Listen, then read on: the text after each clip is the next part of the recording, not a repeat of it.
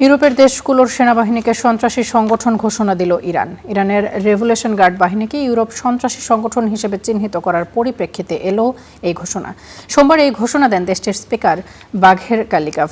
বলেন, মার্কিন মদদে এমন পদক্ষেপ নিয়ে ভুল করেছে ইউরোপ।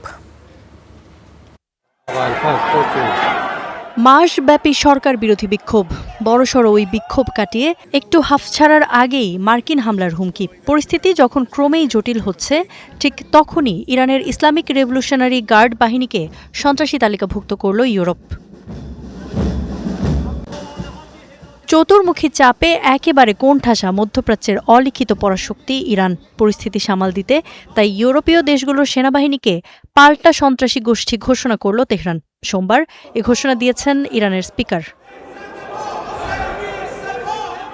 ইরানের দাবি, ইউরোপে সন্ত্রাসবাদ ছড়িয়ে পড়ার পথে অন্যতম বড় বাধা ছিল আইআরজিসি বা ইসলামিক রেভলিউশনারি গার্ড বাহিনী। অথচ আইআরজিসিকেই সন্ত্রাসী সংগঠন আখ্যা দিল ইউরোপ। ইরানের ভাষ্য, ইউরোপ এই পদক্ষেপের মাধ্যমে নিজেদের পায়ে নিজেরাই কুড়াল মারল। এ পদক্ষেপের পেছনে ওয়াশিংটনের মদদ রয়েছে বলেও অভিযোগ এনেছে ইরান। আইআরজিসিকে সন্ত্রাসী সংগঠন ঘোষণা সংক্রান্ত আইনের ৭ নম্বর ধারার আওতায় ইউরোপীয় দেশগুলোর সেনাবাহিনীকে সন্ত্রাসী গোষ্ঠী হিসেবে গণ্য করবে ইরান।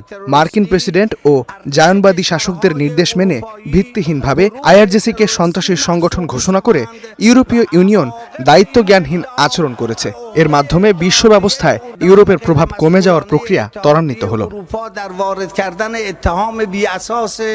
১৯৭৯ সালে ইসলামী প্রজাতন্ত্র প্রতিষ্ঠার পর গেল ২৮ ডিসেম্বর শুরু হওয়া বিক্ষোভে সবচেয়ে কঠোর দমন পীড়নের সাক্ষী হয়েছে ইরানের মানুষ।